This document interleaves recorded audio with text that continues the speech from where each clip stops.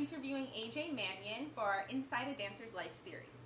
AJ comes from MSU, which is Montclair State University. He is a senior dance education major.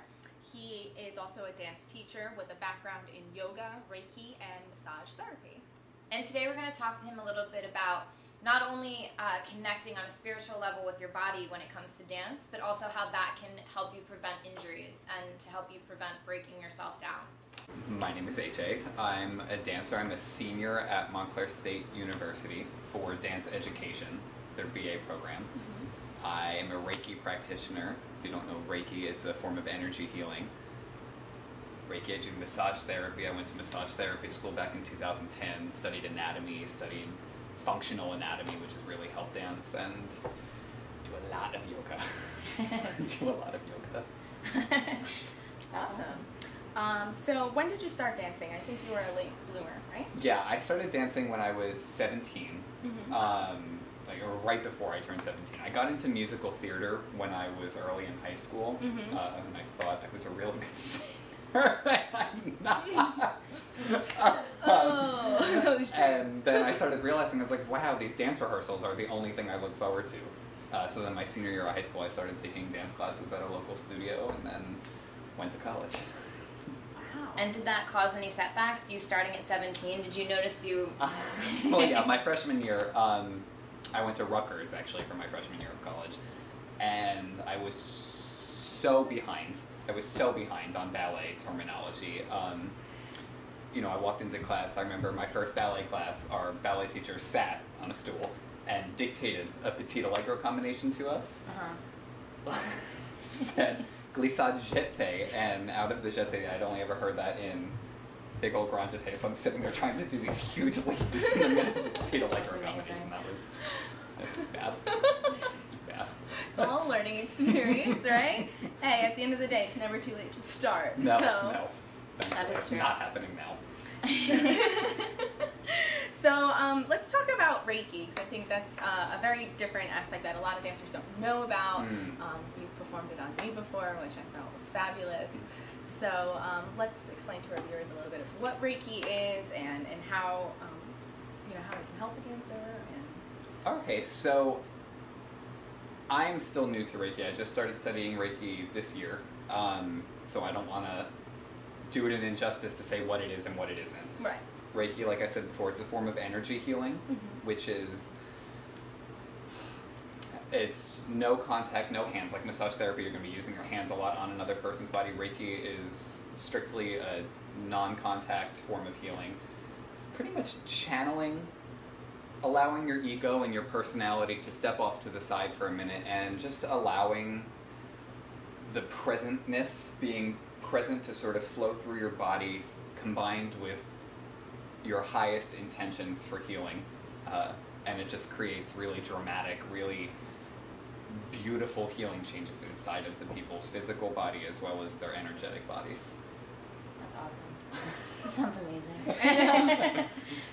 It's very spiritual, but at the end of the day, I know I left feeling very grounded, especially after when we had our session together. I was at a moment in my life where I was very high energy and a lot was going on and I couldn't focus on anything, and our session was able to kind of like reground me and refocus me. And you know, so what I think ends up happening sometimes is people associate grounded and spiritual as sort of two ends of a spectrum, but I think in order to go to one, you have to be going equally towards the other one. So like if your goal is to, open up your spiritual life, you can only go so far as you open up your physical awareness and your how do I word that?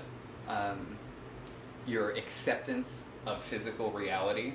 I think sometimes people get up here really a lot, and we forget that we're still an animal on Earth in a world of animals. So to balance out that animalistic, grounded, primal nature with our more ethereal, higher vibration energy, that I think that creates that total integration that Reiki offers for us.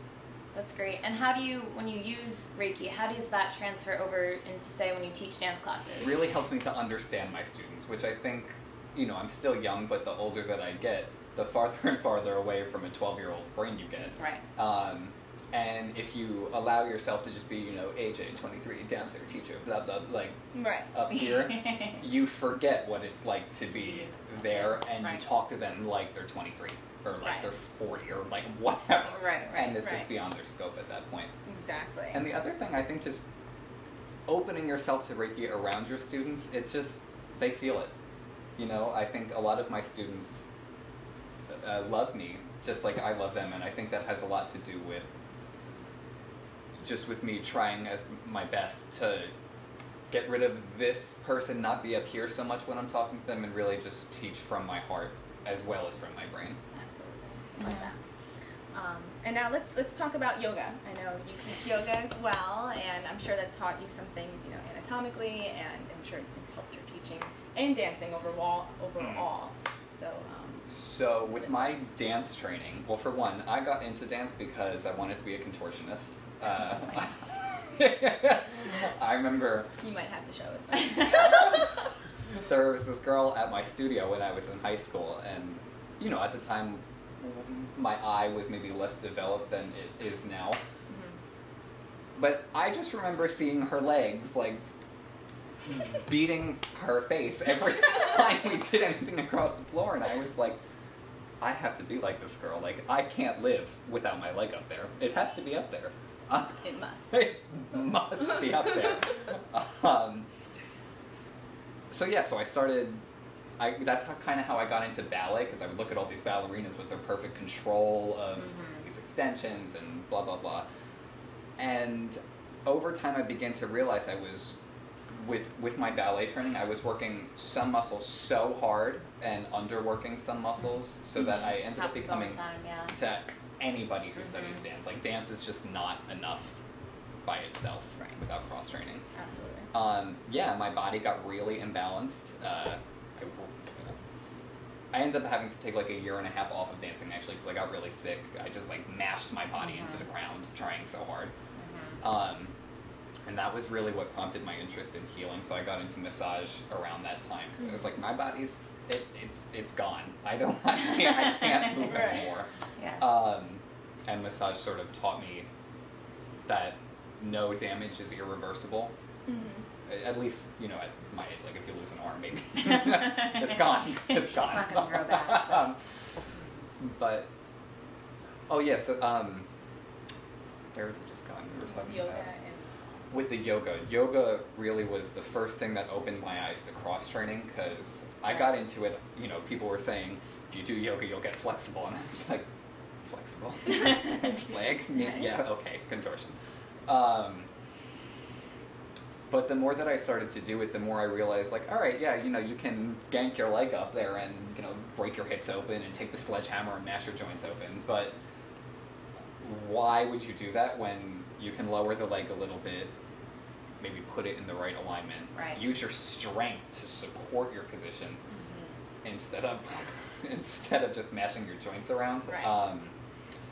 And it just opened my body so much. The stronger that I get, the more access to all of my flexibility that I have.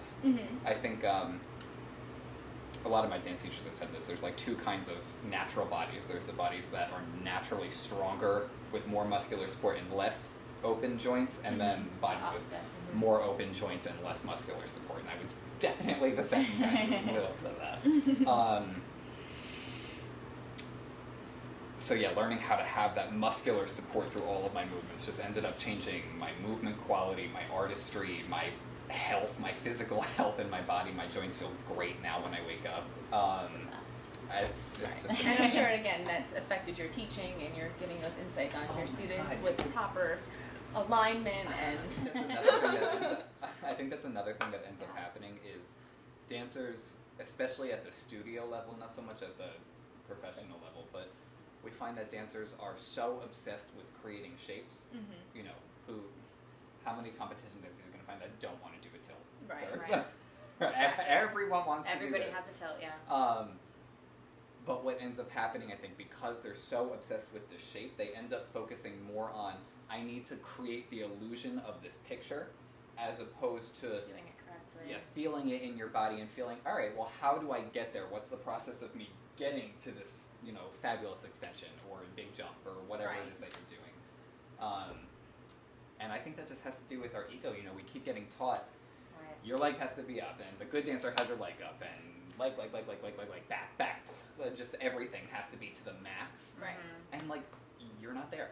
Right. No. Yeah. And that's so fine. The sooner you accept that, Right. If I listened to my body more when I was younger than how I know how to listen to it now, I think I would have been a completely different dancer.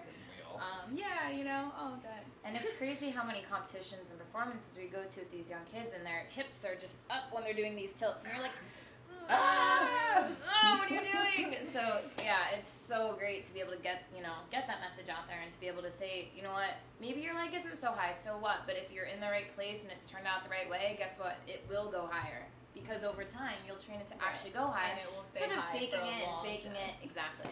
And this is just me on a personal note. I think sometimes with this particular field of dance, of leg, back, the trick everything, world. the trick world. I think because it's focused on tricks, it becomes inherently unhealthy. And I don't want to go so far as to say inherently not artistic, but it becomes more of a sport, which is fine. The sports are, I think dance can be a sport or an art or both. Absolutely. But I think it sometimes takes away from just the experience of, I can feel my hand passing through the space, and I can feel my wrist coming into this flexion, and I can feel this whole journey of movement, as opposed to screw the journey, this, leg. It's so true though, and I love that you are really trying to teach that experience to the younger generation. It really is just, once you connect like that. Yeah, when you just feel your body moving in a way that's supported and present, it just feels beautiful to do anything. I can reach for my toothbrush, and all of a sudden reaching for my toothbrush becomes art. Or, I can reach my toothbrush and brush my teeth and not even know anything happened 5 minutes later. Do you think you would have had the same feeling and experience with dance had you start earlier in life? So that's the beauty of starting late. Look at that. I remember when I first started, I used to wish more than anything that I had hyperextended legs, because my legs never used to straighten all the way. That was a big issue for me. If I had hyperextended legs when I was 18, I wouldn't have knees at 23, because I would have forced it and just cared only about my lines and how pretty the shape looks, like I'm just talking about. And I just wouldn't have what I have now. Right. Thank God.